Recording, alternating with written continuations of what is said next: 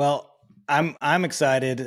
You know, technology gives us great gifts of being able to do an interview with someone who's a really great, like, has a big audience and is actually talking about, like, and I mean this in the best way possible, dirtbag trail running.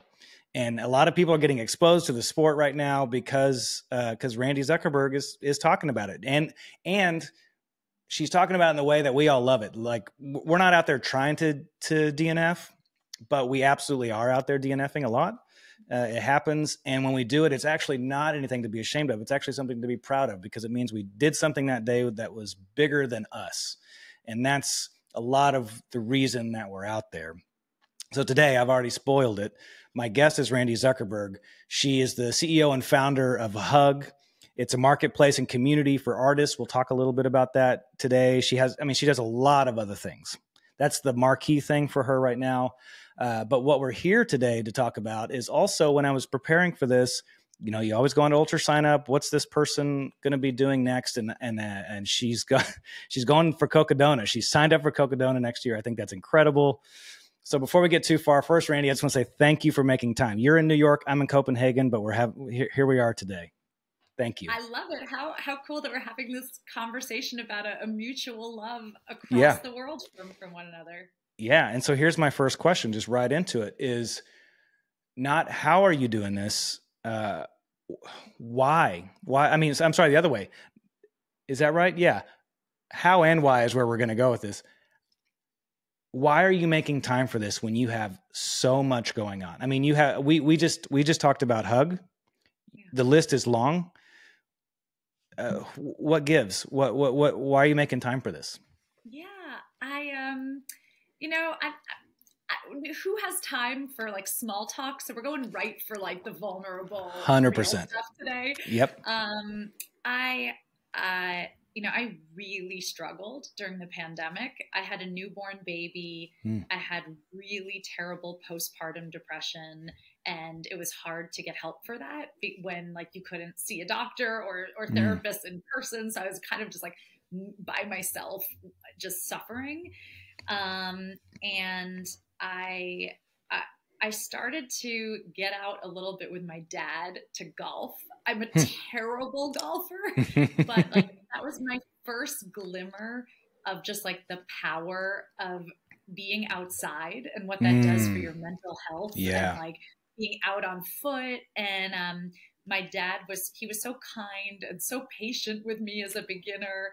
And I was just so bad at that sport for so long that I think I learned, like I got over the insecurity of like going out and being terrible at something. I think a lot of people don't try new things because they're afraid to be bad. Yeah, great point. But like you have to be bad to get good. And, absolutely. I think in a way, those 2 years of golfing with my dad during the pandemic, like kind of taught me everything that I needed to know to be a trail runner, even though I didn't know that I was a trail runner yet. My goodness. Yeah. And when I moved back to New York and I started getting back into running and I started exploring, longer distances, I just completely fell in love with the sport. And I just remembered how during the pandemic, like getting outside made me a better mom, a better wife, a better friend. Like when you take care of your own mental and physical health, you can show up in such a better way for everyone else around you. And so I kind of flipped a switch and decided to make that a priority. Wow. Now, was there a particular person in your life? Was there a friend? Was Instagram just served this up to you at the right time, at the right part of the day, because they knew that you needed something like this? Like, what was your point of entry into the sport? Yeah. So my point of entry was actually with road racing. It was only about a year ago. So it seems wild when I reflect back on the last year. I went to a fitness studio called Orange Theory, which is, does about half the hours on the treadmill and half is lifting weights. And a few of the women at Orange Theory were doing a 10K road race, and they asked if I would join them, and I was like, no, no, no. I don't run races. Yeah. I don't run on pavement. Like, I run on treadmill 6 for 28 minutes. Like, that's what I do. Yeah. And they were like, hey, but we get brunch after. And I was like, now you're talking. Like, nice. I can do that. Brunch. So I went and ran that road race with them, and I loved it. I had a phenomenal experience. And so I signed up for a bunch of other road races, and I loved it. But I sort of had this feeling like when I would get on the start line of a road race, I was like, I'm doing the right activity, but I'm in the wrong story. And I couldn't quite explain. Like, I didn't even know what I meant by that. Interesting. I was like, I'm on the wrong start line. Like, I'm doing what I love, but this is not the correct story. Yeah. And one of my friends at the time, I didn't even know like that ultra running was, I didn't even know that vocabulary word.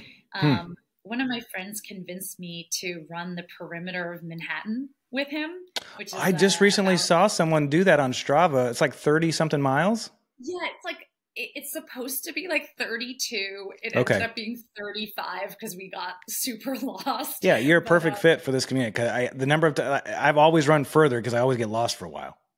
Yes, and so it ended up being like 35 miles. Okay. All I had was a fanny pack full of gummy worms. Like, that's all I had. And like, you were born to be an ultra runner. Yeah, that's great. Yes. And like, literally, my friend turned to me at one point and he's like, what snacks do you have in that bag? And I was like, I got sour gummy worms and regular gummy worms. And he's like, dude, you're a trail runner.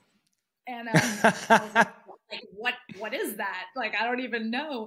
And so that night, he convinced me to sign up for a 50-mile trail run with him.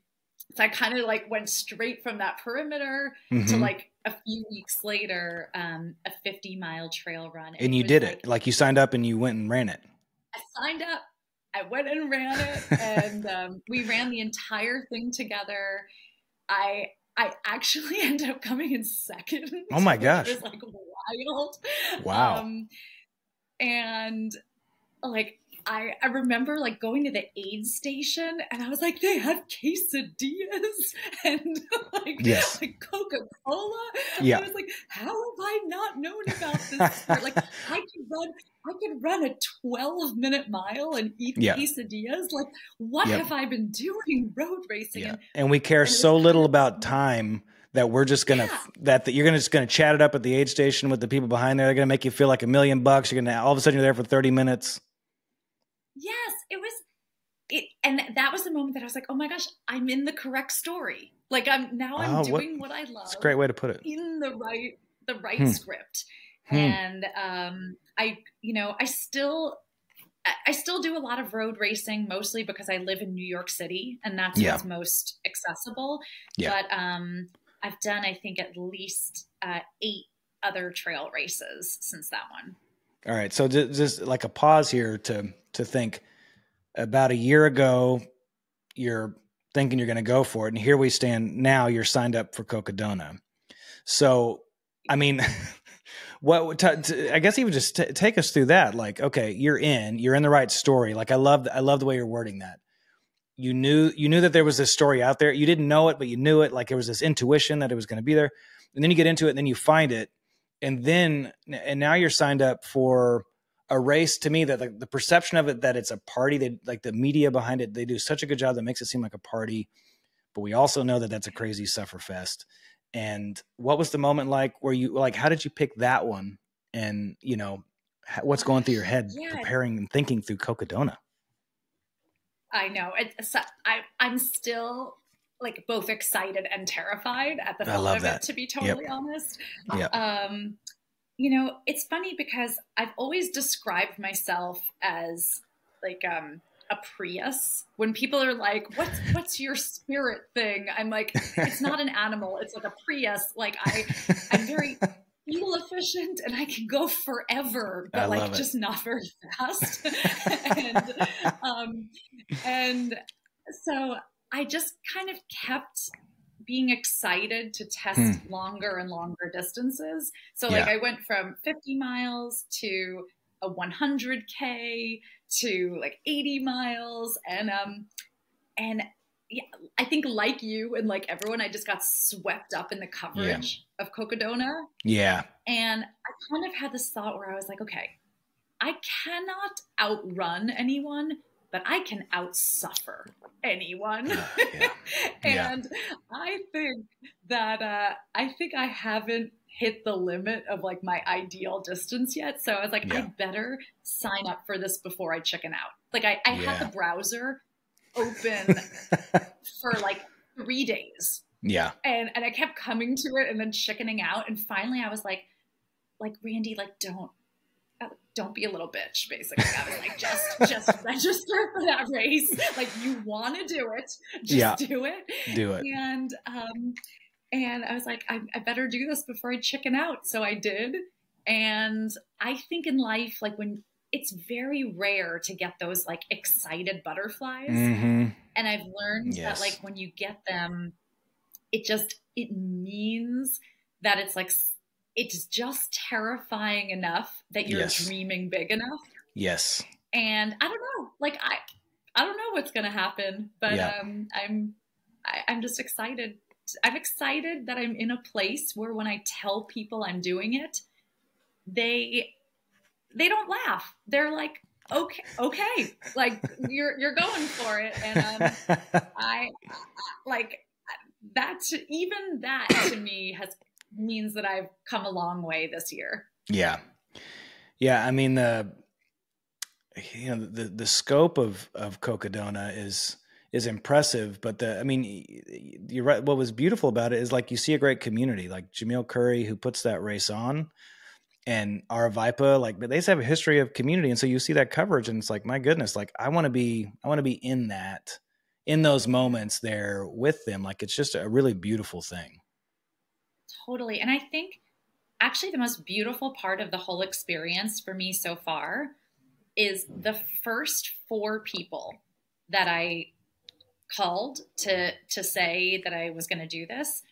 All were like, hell yes. And I want to be on your crew. Yes. And I was like, oh my gosh, like I now have the kind of people in my life who will take a week out of their own life to like help me do something that they're not even going to get any credit for, like just to help me with my dreams. I was like, I have never had those kind of people in my life before. Oh, and the first 4 people I told, like all were like, we're in. Now, are these 4 people that you've met in the ultra community? Are these old friends? Like, cause I always feel like the ultra community, they're always down for it. Like if they're available, they're going to come crew.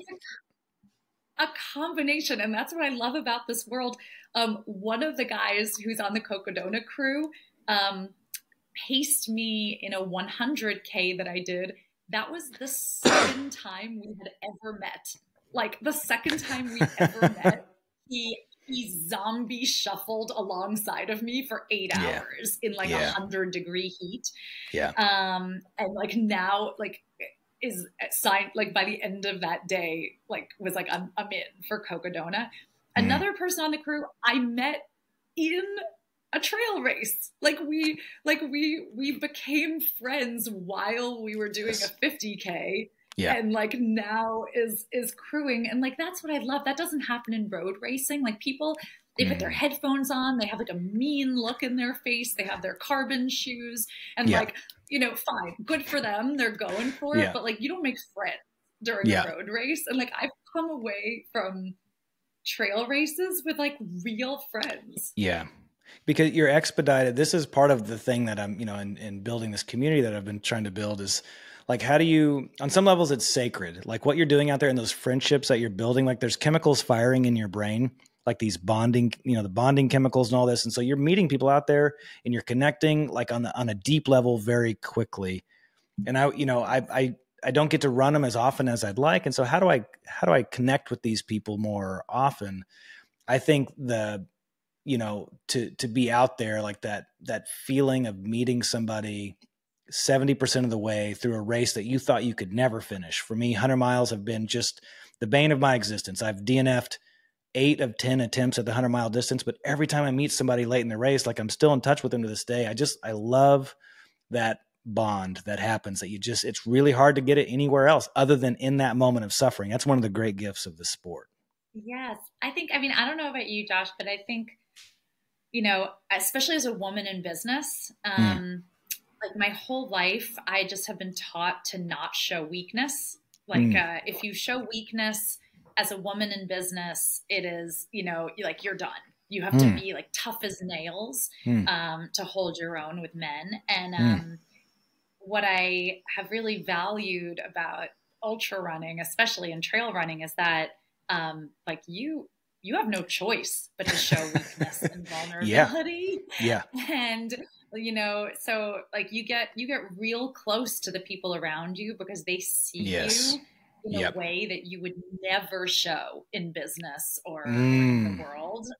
Yes. And it's humbling and it's beautiful. Yeah, it is. Like the way I like to think about it is that you get rubbed so raw. Like even if you wanted to put on a facade to the person who's running up next to you, you don't have, like, you can't.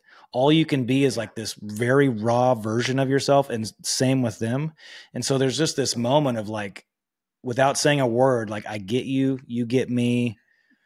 Let's go together. I mean, there's people who I've ate out through the middle of the night up to the sunrise. There's this guy I ran with at Zion. I don't know his name. We got lost together. Like, we needed each other. I thought we were like brothers, like I was more deeply connected than I was with my brothers who I grew up with for 18 years in that moment because of this shared suffering and these shared crazy moments that we go through together. Totally. It's you almost feel like you've like gone to battle with somebody. Yes.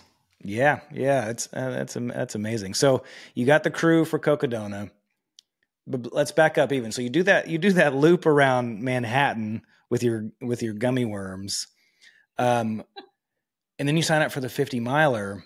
I mean, at this point with the 50 miler and you're getting second place at it, what's going through your head? Like, are you now at this point after that 50 miler, are you already like most ultra runners? We're like thinking 24 to 36 months in advance. Like, here's every race we're going to do.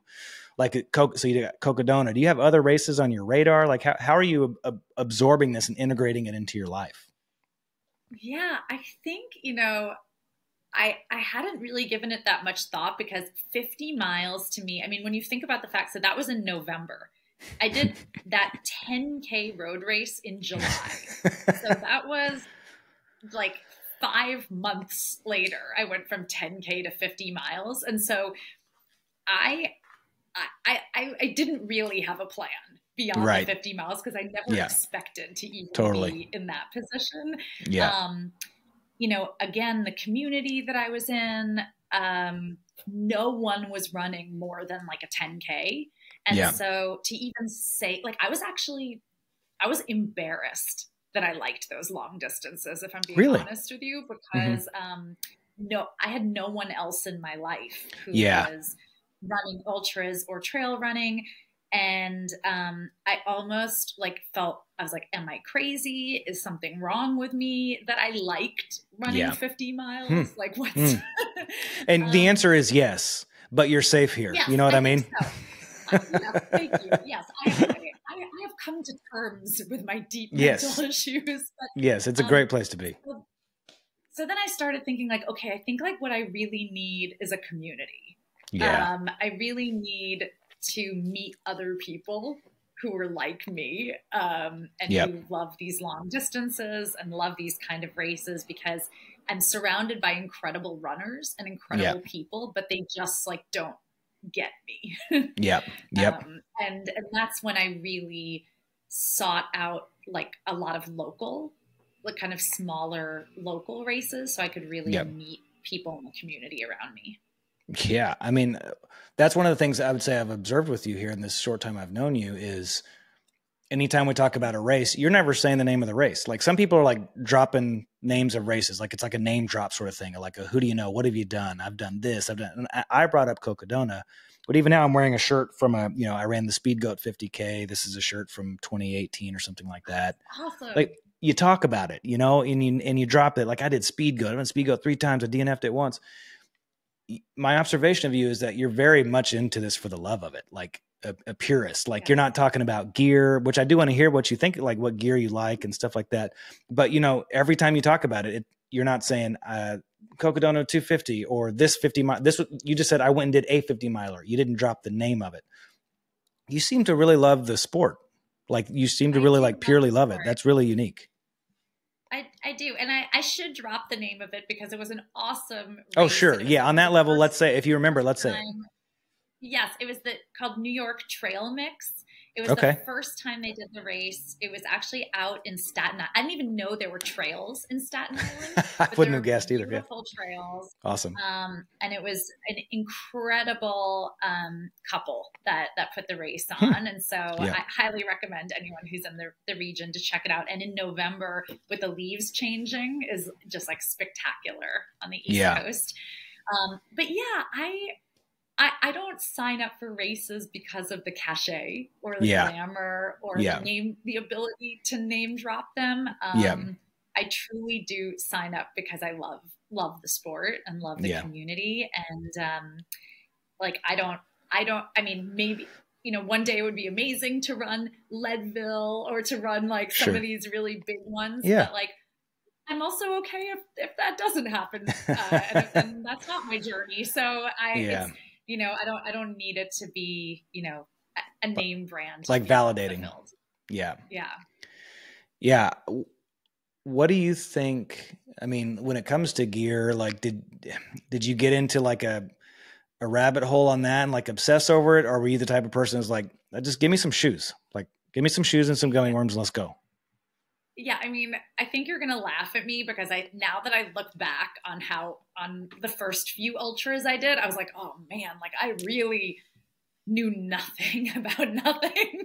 Yeah. Like, I love that. Really, like, okay, the first marathon I ever did, I signed up the night before and I wore brand new shoes because they matched the shorts that I had on. And I was no judgment for me.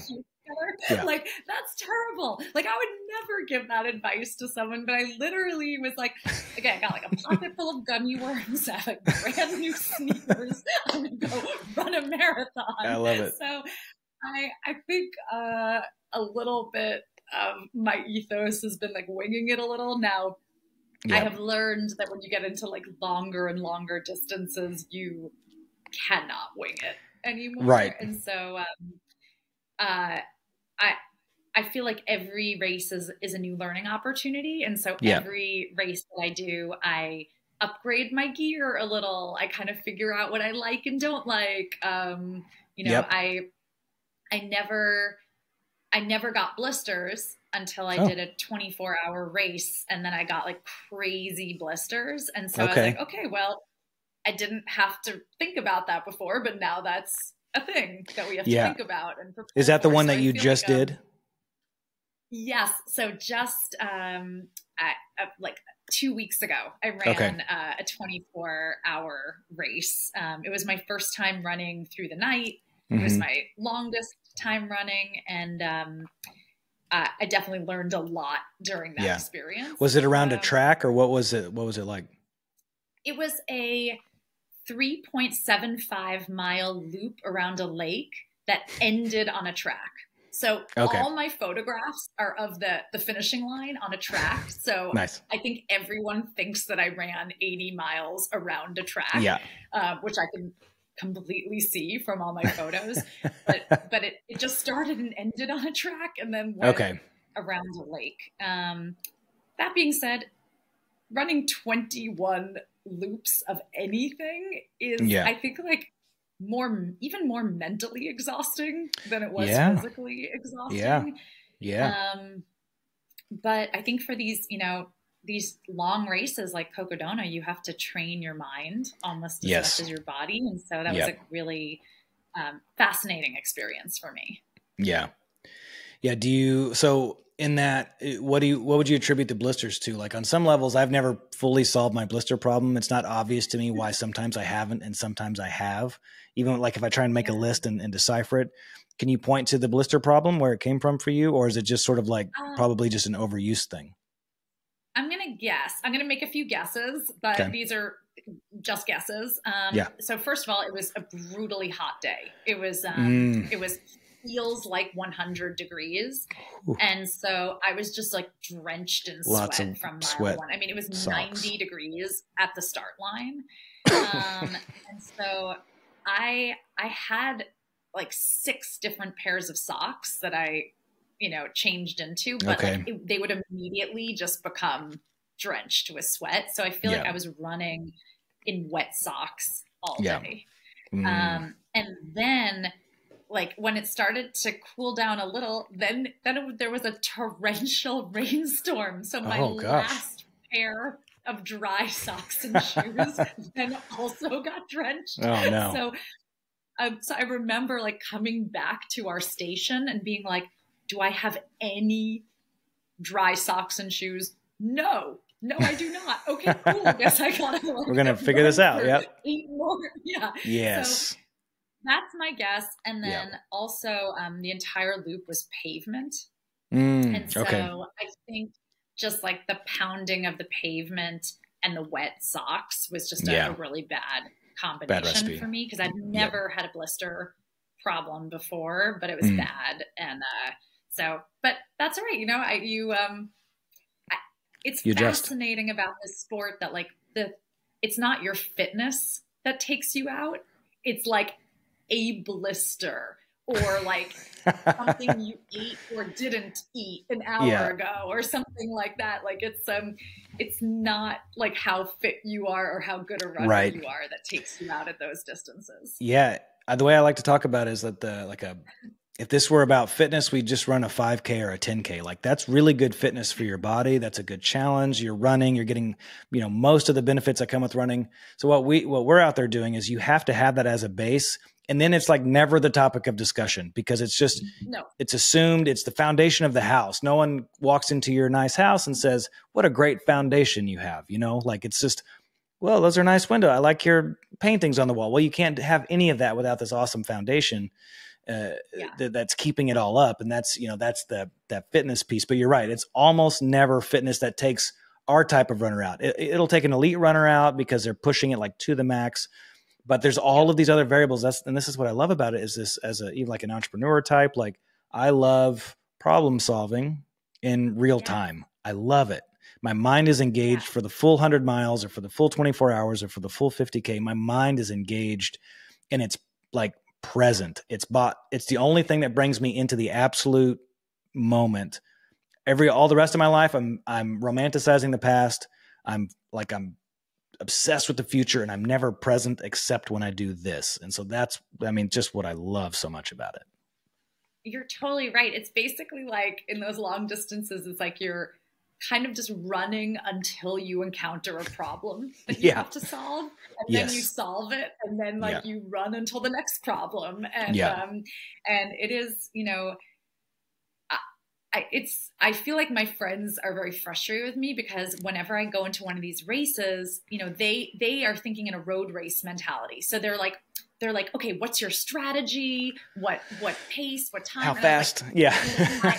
I was like, listen, I don't mean to seem like I'm withholding information from you. I was like, but I've done enough of these to know that like, there's no point in going into the strategy because you're going to have to pivot like 10 minutes into the race anyway. And so I was like, I have some like loose ideas and then I learned to just let them go immediately. But I feel like the road racers like are not satisfied by that answer. They think I'm just like withholding information. Like you're strategizing, you're positioning yourself to win or to get a better time. It's like, no, literally, I know if I have one, it's just like I'm going to be disappointed real fast. I'm just going. Like for the 24-hour race, I can't tell you how many people were like, what's your goal of distance? And I was like, first of all, Don't make me say that, because like this is an automatic PR for me. I've never done 24 hours before. Love that. This is an automatic PR. And if you make me say a distance out loud, you've now set me up for failure in like what is an automatic PR for me. Like why would you do that? And so I was like, I'm just not even gonna like answer that question or say that. Like I'm happy to talk about my mental state or my emotional state going into the race, but like it's not about a distance. Yeah. And I think that's one of the things, like one of the things I want to do, like part of what Borderlands mission is like, I want to see more road runners come to the trail, because I think trail runners are just happy, and the happier people are, the better the world is that we're living in. And so I want to see that there is this difference, objectively speaking, in mentality. If you were to sit down and talk to someone who's going to run, a half marathon on a trail versus the road, they're going to have speed. They're going to have all these things in mind. And trail, we're just less likely to have that in mind. Totally. I think it's just really funny, back to kind of what you said something earlier. So for my road races, I could tell you the exact time that I did every distance, like to the second. Yeah. For my trail races, no one's even asked me ever my time, and I don't know it. Like I could guess what I did or like vaguely remember, but it's the least interesting part of any. It's the least interesting data point. Yeah. Yep. Yeah, totally. I totally agree. And so you talk about, hey, once I go out, all of a sudden I'm going to have the plan, something's going to go wrong. Well, that's sort of like the intersection of how I came to learn about you through that Instagram post where you said, I had my first DNF today. So tell me about that. What happened exactly that led to it? You also mentioned calling your coaches. Let's get a shout out to your coaches too. Like, talk to me about what happened and how you made the decision to actually quit. Yeah. So let's backtrack to February, when I was a very different runner, and I was the kind of runner who like would I would rather die than get taken off a course, like I'm in it till the end. And that mentality got me a torn hamstring. That's what I won for that mentality, because I knew that I had pain and I suffered through it, and I tore my hamstring in the middle of a race. And winner, chicken dinner. Yeah, there you go. So after about 6 weeks of no running, I was like, okay, I'm going to try to be a little more mature, because I don't want to go through that again. Yeah. And so I signed up for a local 60K race, here in Cold Spring, New York. Oh my gosh, so beautiful, the trails there. And I was feeling great. I was like, this is a beautiful day. It's going to be amazing. And then at mile 3, I tripped over a root that I didn't see, went down hard. And when I stood up, I felt pain in the hamstring that I had torn a few months before. And I just all these thoughts went through my head simultaneously. I was like, okay, I could finish this race if I had to. Yeah. I was like, but let's think about this. I have all of these things that I want to do. I have, this 100K I've signed up for, and this, I have Cocodona, and I have all of these things. Yeah. Is it worth it? And, it was a struggle. I really had to fight myself. And I ended up calling my coach, who's, usually errs on the side of push through, honestly. Yeah. And he was like, you walk this in, you walk it into the next aid station, and you call it it's not worth it. And I think that was the final voice in my ear that I needed to hear. But it was hard. I'm a little bit still beating myself up over that, if we're being honest, because I'm did I call it too early? But I am, I'm trying to have a different mentality of playing the long game. I want to be doing this sport for a long time, and not, ruin it over one race. But it's hard. It's hard to know when to call it. I'm a firm believer that every ultra trail runner is at least 50% philosopher. Like, because we're having to think through why we're all, and we're having all those miles out there, and our sensory perception, it's done. Like our ears, we can't take music, we can't take podcasts. And so we're in our own head and we're thinking. And eventually I think that thinking becomes productive. Like we're assessing, how do we keep going? How do we not? And so I think on average, we're a wiser, like if you were to like assess wisdom somehow on a scale of 1 to 10, that our community would outperform many other types of communities because we're thinking so much, and it takes so much wisdom to know how to keep going and when to quit. And in your post, you said, like you've already said here, that am I here? Like I can either push through this and be injured for a very long time, or I can just, in this paraphrasing, I can eat crow now. I can just deal with it. This is what it is. And I've got this DNF, but I can be out for 3 or 4 days or a few weeks. I think it was super wise. Like, I think that's what another marker of our community is, that all of us want to be doing this when we're 70. And so we got to set ourselves up for that. Absolutely. And so it feels hard to call it in the middle of a race, especially so early in the race.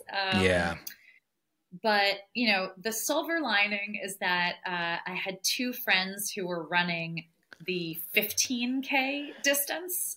So I was doing the 60K. And because I dropped out, I was able to watch them finish. It was both of their first ever trail race. So I was able to like cheer them in and party with them at the finish. So that kind of gave a nice silver lining to what would have otherwise been like a pretty like wah day. Yeah. Well, I'll tell you what I love about your story is just how you've worded it, that this, I'm not going to nail it to your exact wording, but this script was out there for you. And I would just say, as someone, I've been in it since, I don't know if you think about trail running in generations. I've been in it since like the generation before, like 2013, 2014.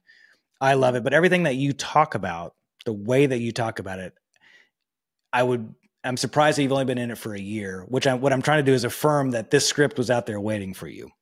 I totally see that. Can I flip it and ask you a question? Like, sure.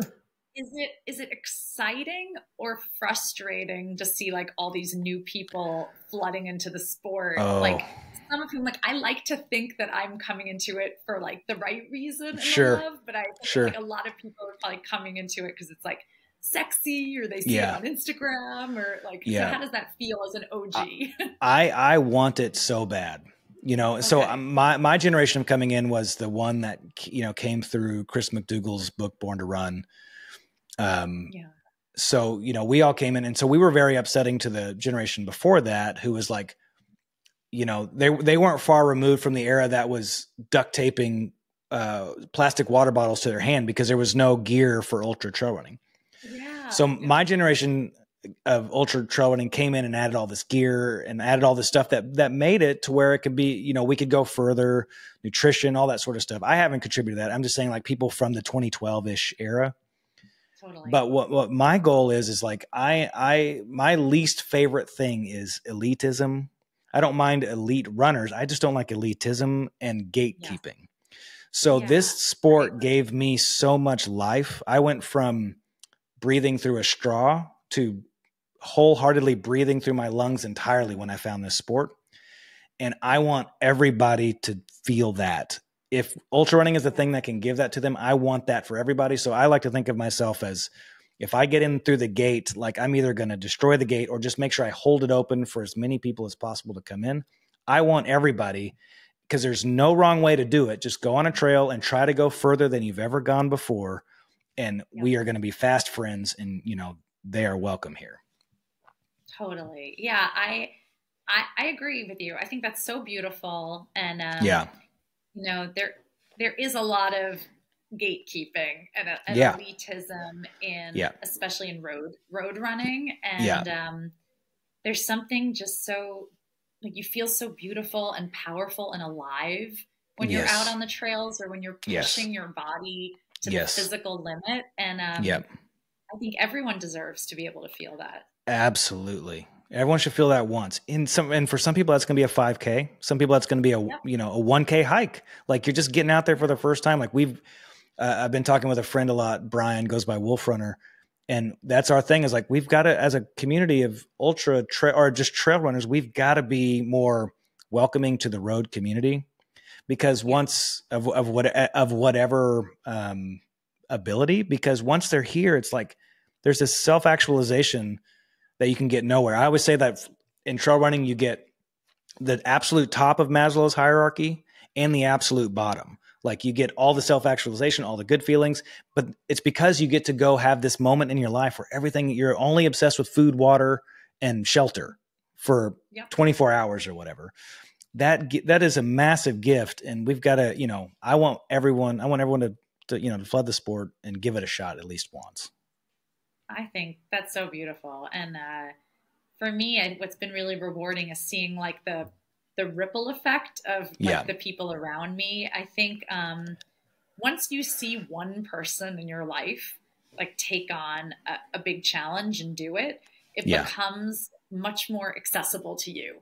Like once you just like see someone do that. And so, you know, now I've had probably like 10 of my friends attempt ultras.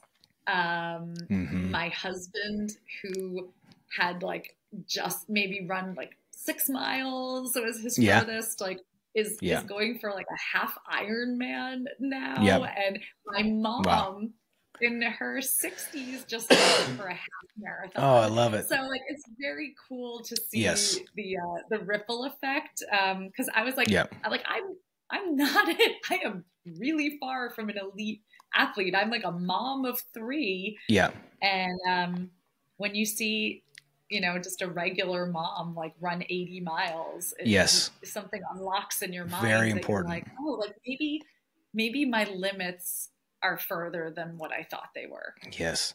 To me, it's all about the question of representation.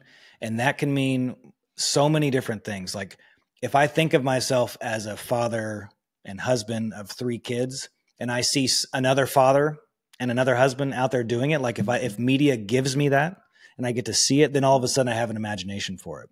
So however a person identifies, if they see someone like them doing it, it gives them an imagination for it, and then they can go do it. I think that's, you know, absolutely mission critical to grow in the sport. Absolutely. And, you know, my oldest son is a teenager. So really? you know, he sometimes has like a, you know, kind of a little bit of an attitude with me. Or we don't always, you know, we butt heads a little sometimes, even though like we love the hell out of each other. And after I did that 50-mile race, like we didn't talk about it, but over the next few weeks, a bunch of parents at his school came up to me and were like, your son told our son that you ran 50 miles. Yeah. And I was like, wow, like my son walked into school proud that like his mom ran 50 miles and like internalized that. And I was like, I want my kids to see their mom as a warrior and like aspire to do that. And so that, I think that was like almost one of the most meaningful moments of the whole journey for me. I did an interview once with a man named Neil Pallas, and he's a sports psychologist who specializes in endurance trail running psychology. And that was his thing. One of his things to me that he said in that interview that stuck with me is that like, because at that point I had DNF'd 8 of 9 attempts and I was going back for my 10th. And he said, you're not a failure to your kids. You're an inspiration to your kids.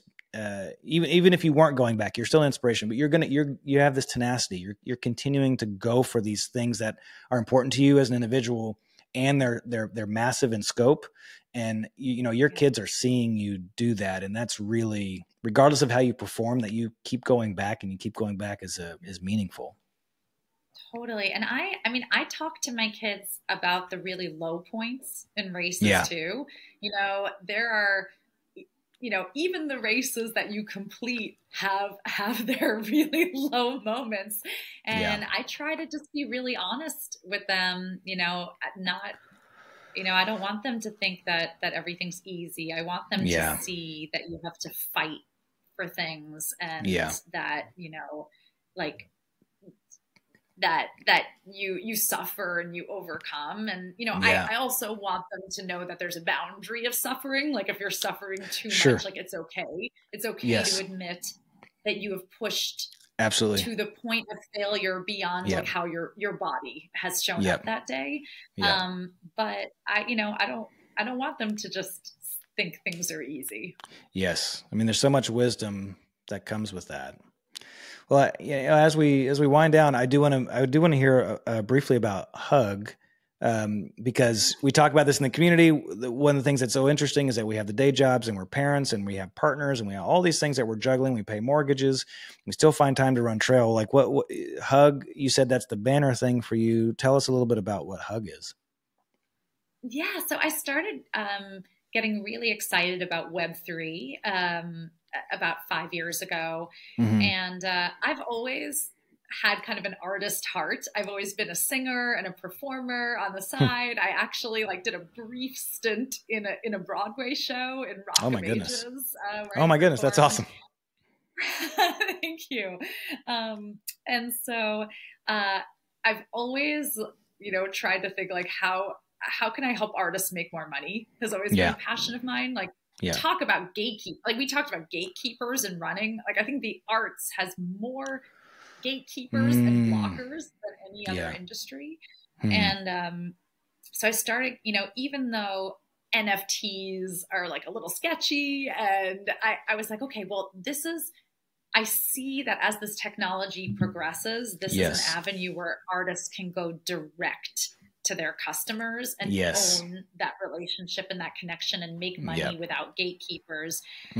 So started Hug with a brilliant woman named Debbie Soon. We've been co-founders for almost 3 years now on this project. And we really started Hug to educate artists on how to get into Web3, how to use AI, and how to sell their work. And we now have close to 30,000 artists that are in a community and have a marketplace on Hug and are learning about new technology. Wow. So that's been very exciting and rewarding. That's amazing. Yeah. That's really cool. And is that like my 11-year-old wanted me to ask you if it's something that kids could do? Cause he's always an entrepreneur. He's looking for something to do. Is that kid friendly?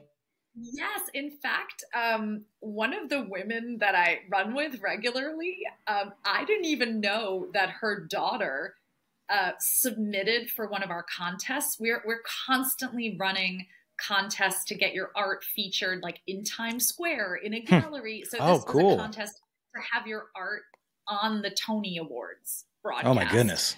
That's cool. It was like fan art for your favorite Broadway show. And her daughter submitted and won without even telling me that she was doing it. I love that. She's a high school student. And so in fact, we have a whole category and community for kid and young artists on the site. Okay, great. Well, I think it's super inspiring. I think all the stuff that you're up to is super inspiring. But I think one of my key takeaways is that you're a great ambassador for the sport already 1 year in. And I will absolutely be paying attention to Cocodona. And if we can do anything to support you here, let me know. Well, that's one that I really hope to run to completion because I have all these friends that are, taking time out of their lives to crew me. I have like my husband and my mom already have hotel rooms at the finish line. So I feel, I love it. I got to get there somehow. Well, let's talk again after you get that finish. And if you need any connections, I've got some friends who finish it. I'm sure you do too, but man, it's what an inspiring race and even just your trajectory over 12 months or so. Very inspiring. So Randi, thanks for joining me today. I really appreciate you taking the time to do it. A pleasure to chat with you. You're awesome. Thank you. Thank you. All right. Hey, have a good day.